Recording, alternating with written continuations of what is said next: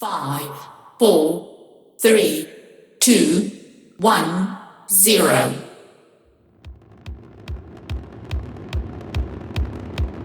You're listening to Cosmo Sapiens with the Galaxiscal and Space Ace. We're partnering with the Association of Commercial Space Professionals, or ACSP, to promote their upcoming Space Regulatory Bootcamp, March 4th, Albuquerque, New Mexico. Hey Spacers, welcome back for an amazing segment of Cosmo Sapiens. We're doing promos for ACSP's Space Bootcamp. I'm here with my co-host, Ubaldo Seminary, the Space Ace. Hey Ubaldo. Hello. It's good to be back. Again, we're really excited about this particular event because of its impact already, and also it's really like its potential impact on people who are questioning whether they could ever be a part of the space industry, right? Or how to even get involved, or for a lot of these new companies, like Cislunar Industries, who I work for, who have this amazing idea, but that's one piece of the puzzle to understanding how to even operate within this industry and within government and that sort of thing. So we're really excited to be here. So thank you. Well, and I work with a lot of conferences, and we both do a lot of these events, but I have to say, without hyperbole, this is the one not to miss for the year. If I have to only go to one, this is the one. It's going to be a powerful toolbox for the space industry, a powerful toolbox for every company out there. These are skills, these are hard skills that we need so desperately. So I'm excited to be backing ACSP, but also Agnes Chavez is with us here today. Agnes, welcome. Hello, welcome. Thank you for having me here. Thank you. It's good to be here with you. Yeah, we're excited to have you on today. Agnes, you and I and Ubaldo, we actually share a think tank together. We connected there recently, but also you're going to be speaking at the Space Regulatory Bootcamp. So we'd love to hear. I'm not speaking actually. Oh, will you not be? Okay. I'm going to be bringing an augmented reality space experience because I'm even an artist. Better. Oh, I love that. I love that. So yeah, I'll tell you about that. Fantastic. So just to kick it off, can you tell us a little bit about who you are, how you got started, what the connection for space is? Sure. So I guess how I started with space, probably like a lot of us in these circles, is Star Trek, right? So being exposed to these ideas of what space could be, still watch Star Trek. So basically that exposure to space started very young. And then as an artist, I would say that I got turned on to, even though I studied art, to particle physics and Einstein's theories of space-time. And so I started to approach space from the physics perspective and became very interested in it. And then I started to do artist residencies at science laboratories. And I did one in 2015, which was pretty pivotal for me at CERN. Working with Dr. Stephen Goldfarb at the Atlas experiment at CERN. And so then I started to delve into trying to understand the universe from the lens of particle physics. And I've pretty much been on that trajectory. And as an artist, it's always been about how do we communicate these important ideas about our place in the universe, where do we come from, what is the universe made of? And so that communicating that through the arts. And then finally, I'm an educator as well as an artist. So then I created a nonprofit, which is STEM Arts Lab, which brings the art, the science, and the technology together, finding ways to bring this, to communicate the science about the universe and space through youth, by empowering youth to be part of that discovery. So I basically invite them to join me in my exploration of the universe through this interdisciplinary perspective of art, science, and technology. Kind of where I am today. Phenomenal. I love that you're bringing together art and science. I'm known for my work with Star Trek actors and that kind of franchise. And I always say that, we can look at the original team up between sci-fi and science, or art and science, as the first cave person that went out, saw the stars, was mesmerized, was trying to figure out what was going on, and then made art. And that art created culture and philosophy. And we can see that throughout history, this connection between the two, like a live circuit, and going right up to Star Trek, where Gene Roddenberry was inspired by the advances in space settlement, the possibilities of it, and then created Star Trek. And that created so many amazing astronauts and scientists like Mae Jemison, for instance. So it's powerful. Art really is this propellant for the industry. It's true. we don't always recognize that, but Star Trek itself and all of these programs are creative, artistic interpretations that are so essential, and we forget about how important the arts are. Well, For and sure. the So way, you know, that I always think the best ones are the ones that dive deep and own the hard science. You know, you talk about particle physics, and I mean, I'm a true believer that, you know, there's just an energy running through all of us throughout the universe that connects us all, right? And I mean, we're made from space dust or stardust, and you know, it's understanding that really opens up a way to then communicate that through such creative and artistic ways. Like it's all Exactly. connected, and that is, I wish more people understood that. I mean, that's why we're all doing what we're doing. Yeah, I really do believe that the fundamental science and bringing in experts in those fields, that bringing that perspective to the youth has been really powerful. Mhm. So we bring in, like, Zoom them in, sometimes in person, and they really develop their science literacy. They really understand some of the core fundamental principles of, you know, what the universe is made of, astrophysics, astrobiology, all of that is brought to them directly from the experts in the field. well, there's something powerful that happens. When we look at the tech industry, they're targeting 14 to 25-year-olds.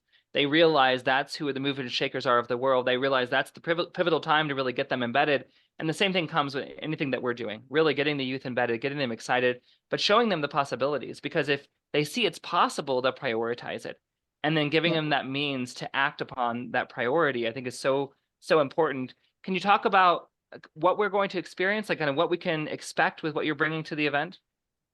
Yeah, so Bryce approached me to see if I could bring in some kind of immersive art experience, because Mm. what I do is I focus on participatory, interactive, immersive experiences. I'm currently traveling with an installation that we created, which is a multi-artist international installation called Space Messengers. And it has multiple different stations. So it has a big interactive projection wall. It has virtual reality experiences.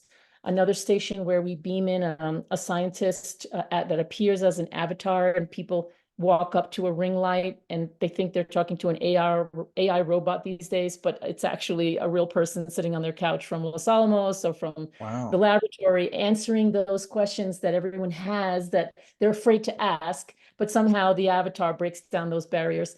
So we have many, many different kinds of stations. And when Bryce asked me to do something for the conference, I'm just starting to develop an augmented reality experience. So I thought this is a perfect venue for that. So what I will be bringing is Space Messengers AR. So it's the AR installation, and it is a sci-art augmented reality journey and a bit of a space hunt. So I invited 6 different artists and students to create an AR 3D model or an object that is going to be related to this space topic. And they will be hidden around either the Q station or outside in Nob Hill along the street. And you go to, you know, this link and you will see a map. And your task is to go and collect all of the 6 objects. And then there's a button which allows the person to send it to our AR visualizer, which will be projected at the Q station throughout the workshop. And what that is everyone finds their object, curates and composes it in their space. Like, say you're in the street in Nob Hill in front of a restaurant, you can make it really big or really small. Everyone makes a unique composition of their space object, and then you hit send, and it sends it right away in real time to the wall at the Q station. So we will be seeing everybody's, you know, photos of their AR compositions that they send when they collect all 6. And when Oh, you wow. complete all 6, it unlocks the space poem. And Aw. yeah, it's just an interactive activity that'll be in between the sessions and after hours. I love this so much. I love it because it's fun in the moment and it's something that engages people, but also this is a critical part of our future. Being up there in space, especially at the beginning, we're not going to have a lot of nature. We're going to have to rely on art. And augmented reality is really going to be that lifeline for people in these kind of controlled environments. Being able to, you know, see nature where there isn't nature, or connect with it, or change your environment. I think it'll be, you know, it's going to be critical for the missions in space for sure.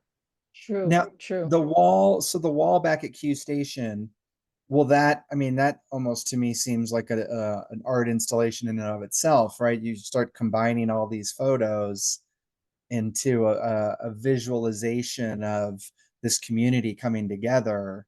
And that's Exactly. cool. I love the interactivity of it because I think, that's oftentimes what's missing, and what's really great about this boot camp is that it's very interactive, right? Like the sessions are meant to put people to work to better understand the content. It's not Mhm. just about sitting there and listening to somebody talk for 90 minutes. It's really about, okay, how can I actually apply this right now to what I'm doing? And I think Mhm. that's where what you're talking about is incredible because it gives people a chance to be a part of it and Yeah. participate in it, not just sit back and watch. Yeah, and that was why I wanted to create the AR visualizer, because one of the Yeah. reasons I've been always a little bit disappointed in augmented reality is that it becomes a very isolated experience, right? So Yeah. it's you and your phone again. And so, you have that experience and then everybody's over here, but this is over there. So this is a way to like create a communal space where real time it's generating what people are doing and motivating them to go out and create their own compositions and to contribute to the mosaic. And then we're also going to be bringing our ambassadors, so our students that are part of this project. So they'll be there at different points throughout the conference, sharing and helping, guiding, and they too learning from everyone and getting inspired by the boot camp. I did attend the last year's boot camp and I loved it, so I'm Yeah. excited to be back again. Yeah, Yeah. I would say that this is definitely the one not to miss. If you have to miss anything else, don't miss this one. And I feel like, there was this long time ago, we lived in this community and we had these fire alarms, and people would pull the fire alarms every day as kind of like a prank. And so people got so used to them going off that when we had a real fire in the community, the place burned down because no one thought the alarm was real. And so I feel like this is very similar to a lot of the space conferences we're dealing with. And there's a lot of really amazing ones out there, but there are quite a few that you come away from it and you're like, what did I do here? Why did I spend all this money? Why did I spend all this time and give my preference? And what actually came out of this? And oftentimes it's the same people and the same talks, and we're just cycling through each other's events. But this one is very different. This is literally, you're going to get there and you're going to onboard this amazing toolbox that's going to revolutionize the way you operate. It's going to give space companies this edge that they've been begging for forever. And I feel like we've had this deficit when it comes to the regulatory world. The space is just so far behind, and it's hard to climb that mountain. But here in this one span of a few days, we have all these amazing experts that are going to provide all these unique tools that are so pivotal. So for me, it's like trying to get the word out to all these space organizations I work with, like prioritize this. It's not just another, space conference that you come away with the same people. Like this really is, I think, a game changer for the industry. Yeah, I think that intensiveness of the learning and the interactivity, I think that's why they wanted to bring some art release moments in between, because they're really intense and interactive and you're learning. And so your brain needs a little break. And so the art Yeah. can really help to kind of do that. Agnes, Yeah. what are your long-term goals? And Inara and I were talking last week a little bit about art in space. What does that look like? How do we take art up to space? How do we create art in space? What does that future look like? Because that's going to be a huge part of all this. My focus with space is more at this point, and I know it's going to evolve and change as the space industry changes, but my priority and focus is on the space for Earth perspective. Hmm. I'm still focused on getting young people to just understand the basics of why space exploration matters for Yeah. us here on Earth, because what I get a lot, just had a boot camp just on Saturday with some young 14 to 19-year-olds. And I played a video of like O'Neill's space colony, and it was a bit out there, but I wanted them to learn about O'Neill's, because we then designed O'Neill pods, right, in the workshop. Right. So, and they had just listened to Namrata Goswami and the Yeah. Dr. Stephen Goldfarb, the particle physicist. Mhm. And at the end, they watched that video, which was focused on going and colonizing other planets. Like they were fine with Namrata's, overall space policy. But as soon as they saw that video, like imagining being and living in space, they just shut down. And they were like, well, why are we going to go over there when we have to like fix the problems here? And it was interesting. And I thought, well, that's true. But remember, it was Namrata was talking about how space exploration is going to be leading to new forms of energy that's going to potentially make fossil fuels go away. So we really are. So I feel like that education, space education, still is so important and primary. And so I give them a little bit of that. And then I also ground them. And first and foremost, I want them to walk away understanding why it's important and why we need to put our money and our time into space exploration, because it really is all connected. That what happens here on Earth and space are not two separate things, and you don't have to choose. So that aside, I do allow for imaginary play, and me personally, I also don't really go there too much in terms of imagining art in space. I know that that's happening. I think I'm more super inspired by bringing that back to Earth, how it's inspiring art here, fashion. There's so many things we could still do that have not been done in terms of materials and technologies, and how that can change how our culture and how we perceive space, and then therefore expand our acceptance and our identity. That has to come first. You have to really feel and understand your identity as an interplanetary citizen. So that's kind of what I focus on. So one of the ways we're going to do that this year is we're doing a Space for Earth Design Challenge. It's going to launch sometime in late spring. Cool. And these boot camps that I've been running, I've been beta testing it, and it's going really well. They're really thinking of all kinds of ideas inspired by space exploration. So I give them, of course, all the resources of what's out there. And so they are creating art, but I'm asking them to design solutions. I'm asking them, how can you take all of these ideas and come up with something that you care about to make the world a better place, And so they're coming up with designs inspired by space. Yeah, that's where we are now. So I think I'm working my way, but I can't really imagine art in space yet myself. So I think that's where I'm at.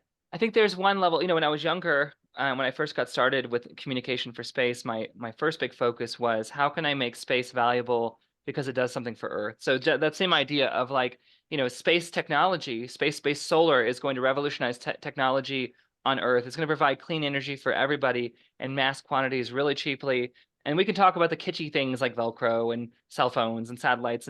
But really, I evolved from that to understanding and helping others understand that we are in space, that I call the moon the eighth continent, for instance. When we're thinking about where we are in the cosmos, our weather is impacted by the sun's activity every single day. So we're actually in the middle of this giant ocean in a small boat. And for us to be like, okay, well, we're not there, we're here, we're actually in space. We're dead smack in the middle of it. And so then I think it becomes easier to understand, that it's not this dichotomy, but also we can talk about these problems. So people will say, why are you doing space when you could be fixing ecological distress or ethnic conflict or any of these big problems? And my thing is, those problems are caused by one big thing, really. We're a small planet that's closed off with an ever-expanding populace. And so we bump up against each other. So if it's going to be ecological distress, it's this utilization of resources in a way that's predatory and consumption-based. If it's ethnic conflict, we draw these borders and then people spread out from those borders and then everyone starts fighting each other. So all of that can be solved from space. And I try to posit space as this set of resources to solve these bigger problems. And in my mind, there is no solution to any of these major problems on Earth if we're going to ignore 99% of our resources, which is out there in the cosmos. And so when I talk to youth, especially, I see that light come on when they realize, oh, all these things that we care about critically, like you can't be an environmentalist at the highest level if you don't have a space strategy. Because ultimately, if we don't have other places to put people, if we don't have other places to move heavy industry, then we're going to demolish this beautiful, pristine planet. So I think there's a way that we can talk about it that can inspire people to really go out there. But we also we need space to bring art and inspire art and fashion. We can see it like with Terry Mugler, for instance, and Cartier and others. They've really taken this on board full force. Yeah, I think that's where we are right now. That's the high priority that then will open the door for much, much more. For sure.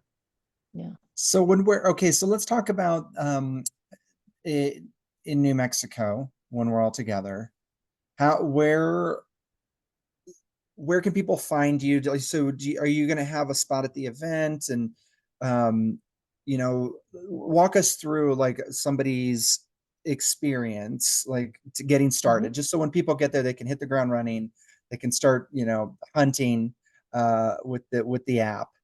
Yeah, great Talk question. through that real quick, just so we can get Yeah. everybody excited about that. So there'll be a couple things. When you come in, there's always a table, a registration table at the boot camp, and there's Okay. people there. So we will be there when you first come in. So there'll be some signage about the project, Okay. which will have the basic how to get started, how to jump in and start having the AR experience. There's a website. It's a web AR page that I've created. So when you Okay. go to that, it has the step-by-step on how to get involved. So how to get started. The visualizer that you're going to see projected at the Q Station is actually on the website. Oh, and another thing that's exciting is that online participants that can't make it in person, even though they want to, will still be able to participate in the AR experience. Oh, very So cool. Awesome. when they go to the website, they'll see how will you be attending, and in person or online. If it's in person, it'll take you through the steps. It'll say, go find your location. You're going to search for our green cube icon with a QR code, which will be placed at one of those locations, really close to the Q Station, so you don't have to go very far. Yeah. And I picked the places where we normally go and eat and drink. So it's going to be inevitable that you're going to be touching on one of those locations. And then when you go Keep it there, next to the booze. Just wherever the booze is, put it Yeah, there. exactly. That'd be good.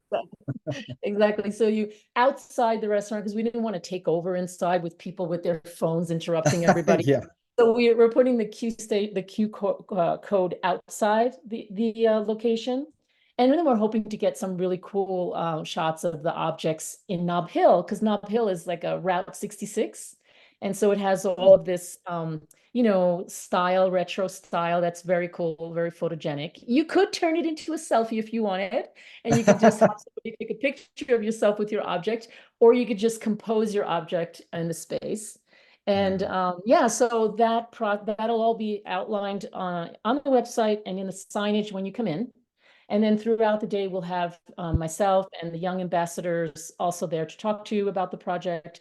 But it'll really be all self-explanatory on the website. So for the online participants, they're going to go and click online. And instead of saying, go visit that site, it'll have just the 6 buttons that you select. And you click on it and it says view AR experience. And then you scan the QR code from your house. And you can go outside if you live. I'm hoping people will do this, like show us where you are. And then like I have a beautiful Taos Mountain in front of me. So I can go outside and put like a huge, whatever that space object is, and put it right in front of my Taos Mountain. It looks like it's sitting out there in the sage, and send that in. So hopefully people will send it from wherever they are. And then they get represented as well, and they will be able to see it on the website, because the visualizer on the website is the same one that we're projecting. Yeah. Q Amazing. Station. Yeah. That's great. I love it that you're bringing people together, even if they can't be there in person. It's something for the online folks as well, for sure. Well, so I think we've got a lot of good information here. I'm really excited. I don't want to give too much away because I don't want to pull from your experience. People need to be there or be online to experience it. So we don't want to give too much away. I think we've got enough to get them excited. Is there anything that you're looking forward to outside of the stuff you're doing? Any talks that are really like you want to highlight that you think are exciting? Happening, during At the this boot time camp? or at the boot camp? Yes. At the boot camp, this is exciting because it's my first AR experience installation. Oh, wow. So Okay. we've been doing virtual reality, and we've been doing data visualization and all kinds of different things, but this is our first designing a user experience around augmented reality, and we have several of them planned for this year. I've just been accepted as an artist in residence at Fermilab, our part of the wow. and Nice. it'll be announced this week. It's actually coming out in the news this week. And I propose to do an augmented, thank you. I propose to do an augmented reality, extended reality installation for that.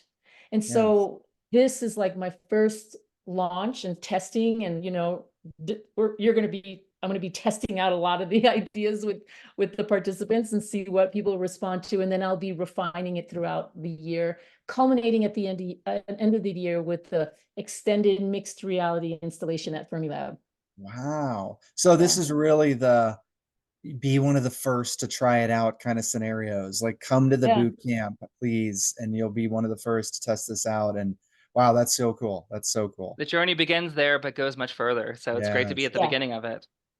Yeah, exactly. It'll travel after that to the Los Alamos Science Fest in July, and then there's a festival here in Taos in September, and then it'll go to Fermilab in December. And each time it's Fantastic. going to keep growing and expanding, and we have this whole collection of Yeah. AR objects that will keep adding, depending on the venue. We'll keep Mhm. adding different space objects and so forth. But the basic idea is that, yeah. Let's tell people where to find you. Where can they find you online? Where can they interact with your work, with your artwork? Yeah, so they can go to stemarts.com, and that's where they'll see Space Messengers. Right now, we don't have the AR, it's secret right now, so they won't see anything. But we're gonna launch it at the event. Then the page will go live. So Fantastic. Beautiful. we're really waiting to surprise everybody for that. But they can go and see Space Messengers, what it is, and how we engage youth, and how youth are so much a part of the development. They're all involved in the development of these objects in this project. So stemarts.com, and you can email me, stemartslab@gmail.com, and I will be there along with some of our youth ambassadors. Fantastic. And we'll include that. We'll include those links whenever we promo this. So Agnes, thank you so much. It's been a pleasure having you with us today. We look forward to seeing you in Albuquerque the first week. So is it March? What are the dates person. again, Ubaldo? Is it 4th to March 8th? 4th through the 7th. 7th. Yeah. Okay, 4th through 7th. So That's right. we'll see you there. Thanks so much, Agnes. Thank This is you. the Thanks, Nara Agnes. Tabir, the Galaxis Gal, signing off. Peace out, Spacers. Bye, everybody.